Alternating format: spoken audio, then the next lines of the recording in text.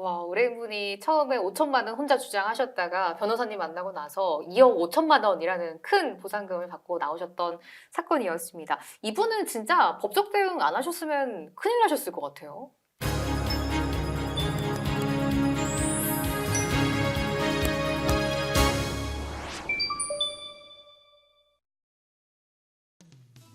안녕하세요. 오늘 영상에서는 대형마트 안에서 영업을 하시는 임차인분들을 위한 주제를 준비해봤습니다. 최근에 뉴스 보시면 이런 내용 많이 보셨을 것 같아요. 대형마트가 매각되고 또 폐점되면서 영업 중인 임차인분들 나가라 라는 퇴거 통보 많이 받으신다고 하는데 이럴 때는 어떻게 대처해야 하고 어떤 권리가 있을까요? 이분께 들어보도록 하겠습니다. 김재은 변호사님 나와 계시네요. 변호사님 네, 안녕하세요. 안녕하세요.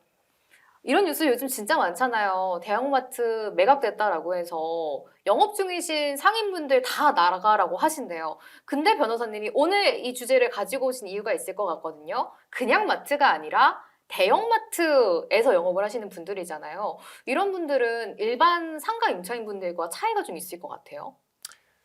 일반적인 임대차하고 거의 동일하다고 보시면 되는데요. 그런데 계약을 함에 있어서 마트가 원하는 어떤 업종이라든가 운영 방식 이런 것들이 있기 때문에 쉽게 말해서 일반적인 임대차 계약보다 조금 간섭이 심한 위탁 운영 계약으로 체결이 되는 경우가 많습니다.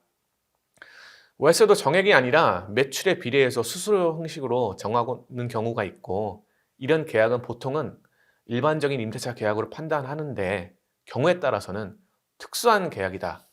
일반적인 임대차가 전부 적용되는 것은 아니다. 라고 판단하는 경우도 간혹 보이기도 합니다. 또 나아가서 마트 측에서 아예 전대차 형식으로 계약을 체결하는 경우도 있고 아니면 마트 자체가 대규모 점포로 지정되어 있어서 상가건물임대차보호법 중 권리금 회수 조항에 적용을 받지 않는 경우가 있을 수 있다는 점에서 일반 임대차 계약과 약간의 차이가 있을 수는 있습니다.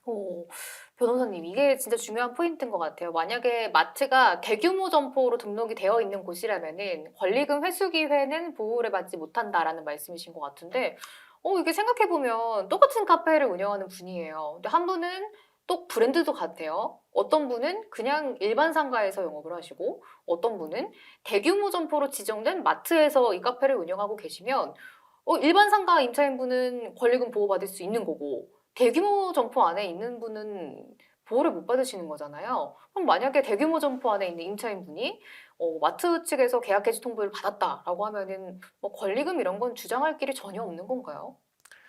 예, 대형마트는 거의 대규모 점포로 지정되어 있고 법에서 대규모 마트는 권리금 보호 조항의 적용을 받지 않는다고 보고 있기 때문에 마트에 입점해 계신 분들은 법에 있어서 권리금 보호 조항에 적용받지 못하시고요.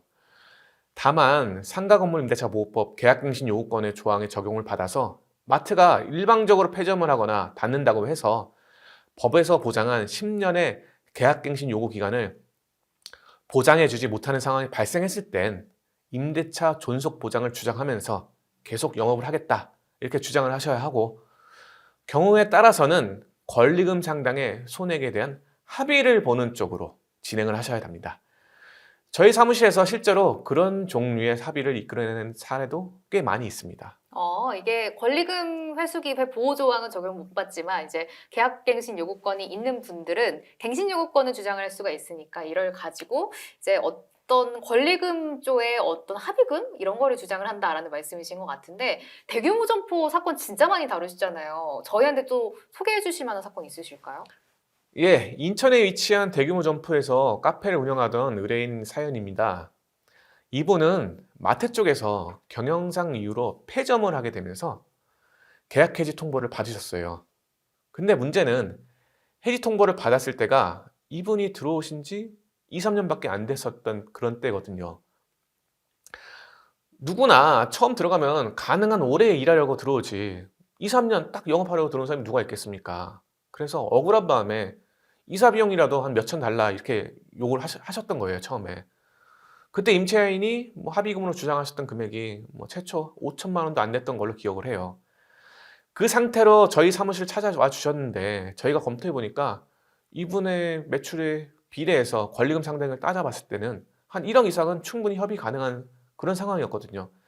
그래서 저희가 선임된 이후에는 임차인이 처음 주장했던 내용을 뭐 더 이상 주장하지 않으면서 매출이 잘 나오고 있는 점, 그리고 2, 3년만 운영하고 나가야 되기 때문에 손해가 많다. 뭐 이런 것들을 적극적으로 소명해서 최종적으로 2억 5천만 원의 합의를 이끌어낸 사연이었습니다. 와, 의뢰인분이 처음에 5천만 원 혼자 주장하셨다가 변호사님 만나고 나서 2억 5천만 원이라는 큰 보상금을 받고 나오셨던 사건이었습니다. 이분은 진짜 법적 대응 안 하셨으면 큰일 나셨을 것 같아요.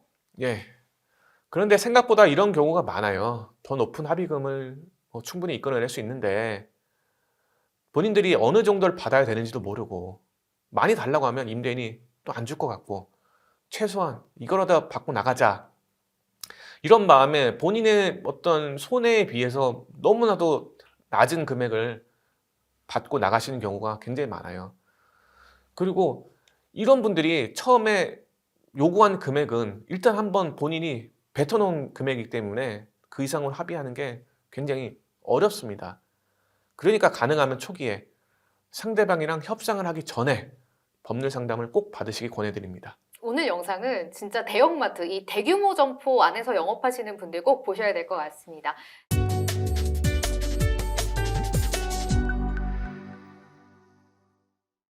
대형마트, 즉 대규모 점포 안에 있는 임차인분들은 권리금 회수기회 보호 조항은 적용을 받을 수 없기 때문에 조금 더 자세한 법률 상담을 받아보셔야 될 것 같네요. 김재훈 변호사님과 함께한 영상이었습니다. 변호사님 고맙습니다. 네, 감사합니다.